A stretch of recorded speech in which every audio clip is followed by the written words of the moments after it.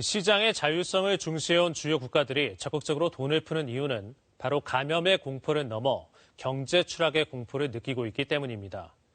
글로벌 경기 침체가 기정사실화된 것이라면 어떻게든 빨리 벗어나야겠다는 의지 때문이겠죠. 코로나19 사태로 사람과 자본이 자유롭게 이동하는 세계화는 주춤하고 자국의 이익을 우선시하는 각자 도생의 시대를 맞이할 것이라는 전망마저 나오고 있습니다. 특히 아메리카 퍼스트를 기치로 내걸었던 트럼프 정부는 경기 침체를 의미하는 지표가 잇따라 나오면서 경제 장벽을 더 높이 쌓을 것으로 보입니다. 이 문제를 좀 더 자세히 짚어보죠. 뉴욕 김철우 특파원이 연결돼 있습니다. 김철우 특파원, 세계 경제가 입은 타격이 예상보다 더 크다는 분석이 나오고 있죠? 네, 코로나19 사태로 세계 경제가 유례없는 타격을 받았다는 인식에선 전문가들 사이에 이견이 없습니다. IMF나 이곳 뉴욕 월가의 금융권 전문가들, 세계 경제 전망 수정치를 갈수록 하향 조정하고 있는데요.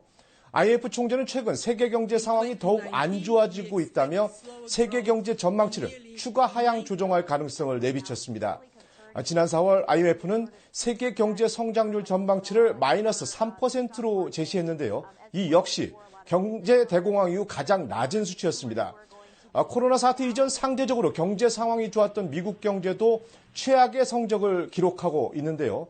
골드만삭스나 JP모건 등 월가의 투자은행들, 미국 2분기 GDP가 마이너스 30에서 마이너스 40% 역성장할 것이란 전망을 내놨습니다.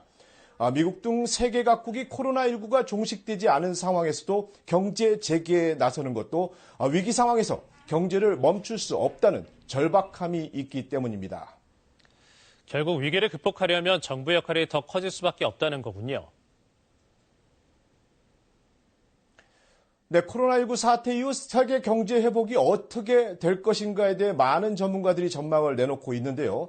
코로나 사태 초기 가파른 경기 반등이 가능하다는 이른바 V자형 예상이 많았지만 최근엔 더딘 경기 회복을 전망하는 전문가들이 많습니다. 백신이나 치료제가 개발되기 전까지 온전한 경제 활동이 쉽지 않을 것이란 관측 때문인데요. 이른바 나이키 로고 모양의 경제 회복 전망이 유력하고요. 당분간 회복이 어려울 것이란 L자형 관측도 나옵니다. 이 때문에 세계 각국 추가 부양책을 준비하고 있는데요.